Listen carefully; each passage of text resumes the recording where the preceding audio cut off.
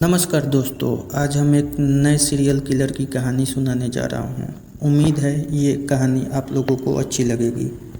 ये कहानी है ठग बेहराम के बारे में। तो आइए जानते हैं इसको विस्तार से। वर्ष 1765 में ठग बेहराम का जन्म मध्य भारत के जबलपुर में हुआ था, जो कि अब मध्य प्रदेश का एक हिस्सा है। ठग बेहराम बचपन में बहुत ही सीधा साधा हुआ करता था। ठग बेहराम की बचपन में दोस्ती सैयद अमीर अली से हो गई थी, जो कि बेहराम की उम्र से करीब 25 वर्ष बड़ा था और अपने समय का एक कुख्यात ठग था। बेहराम को ठगों की खूंखार दुनिया से परिचय कराने वाला और कोई नहीं, अमीर अली था।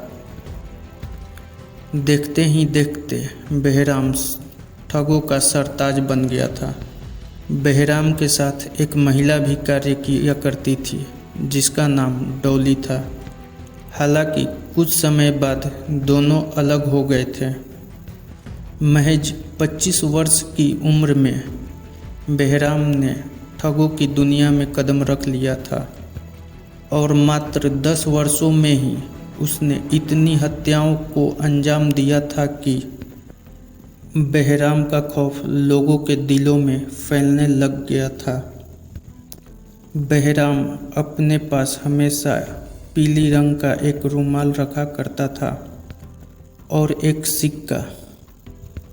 वह रुमाल के अंदर सिक्का डालकर मुसाफिरों की हत्या किया करता था और उनका सारा सामान लूट लेता था। ठगों का खौफ इतना था कि अगर लोगों को हल्की सी भी भनक लग जाती ठगों के बारे में तो वो अपना रास्ता बदल लेते थे। बेहराम ने करीब 200 ठगों का एक ग्रुप बनाया था। बेहराम ने करीब 200 ठगों का एक ग्रुप बनाया था, जिसने मध्य भारत में डर का साम्राज्य पैदा कर रखा था। ठग बेहराम का दल आपस में बातचीत करने के लिए एक अलग किस्म के सांकेतिक भाषा रामोस का इस्तेमाल करते थे। इस भाषा को वो खासकर हमला करने के समय इस्तेमाल किया करते थे। बेहराम का काफिला व्यापारियों, पर्यटकों और तीर्थयात्रियों के तथ्यों पर हमला किया करता था और रहस्यमय तरीके से उन सब का नामो निशान मिटा दिया करता था।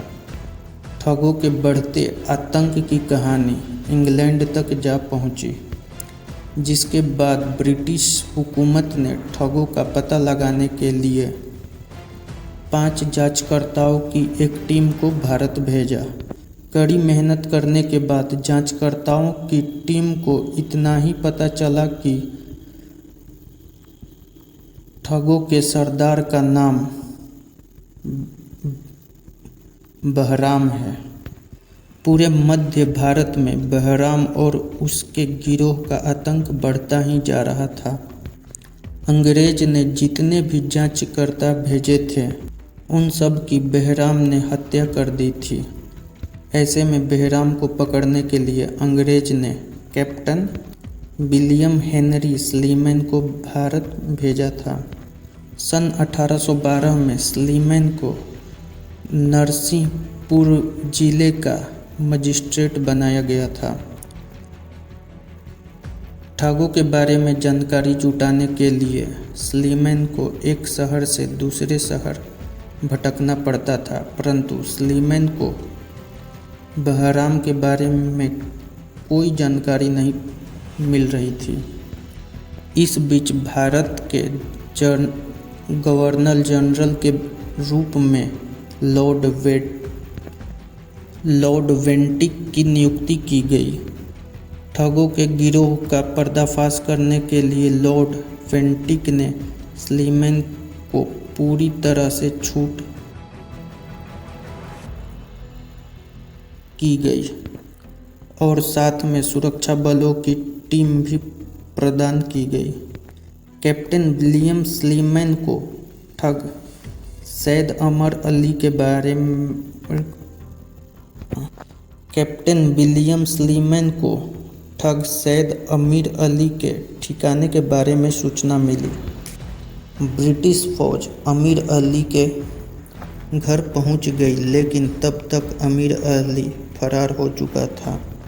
घर में अमीर अली की मां और परिवार के अन्य सदस्य मिले तो उन्हें ही गिरफ्तार कर लिया गया। सन 1832 में अमीर अली ने अपने परिवार को बचाने के लिए खुद को सरेंडर कर दिया।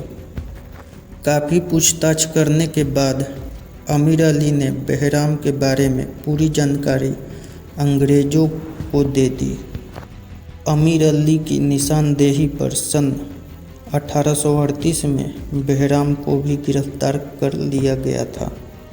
बहराम ठग से पूछताछ की गई तो उसने बताया कि उसके गिरोह ने करीब 931 लोगों को उस पीली रुमाल से मारा था। इसमें से करीब 150 को तो बहराम ने स्वयं अपने हाथों से मारा था। बहराम के पकड़े जाने के बाद उसके अन्य सदस्यों को भी गिरफ्तार कर लिया गया। खबरों के मुताबिक सन 1839 में बहराम ठग के साथ उन सभी कुख्यात ठगों को जबलपुर स्थित एक पेड़ पर फांसी दे दी गई थी और जो नए सदस्य बहराम की गैंग में शामिल हुए थे उन पर स्लीमैन ने रियायत बरतते हुए जबलपुर के एक सुधार गृह में भेज दिया गया। मध्य प्रदेश के कटनी जिले में स्लीमनाबाद नामक एक जगह है जो कि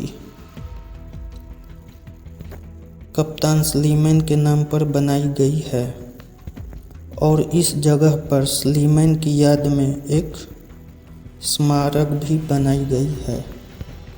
सन 1790 से 1840 के बीच ठग बहराम ने 931 सीरियल किलिंग की, जो कि एक विश्व रिकॉर्ड है और इसलिए ठग बहराम का नाम Guinness book of world record में लिखा गया था। तो ये थी पूरी ठग बहराम की कहानी।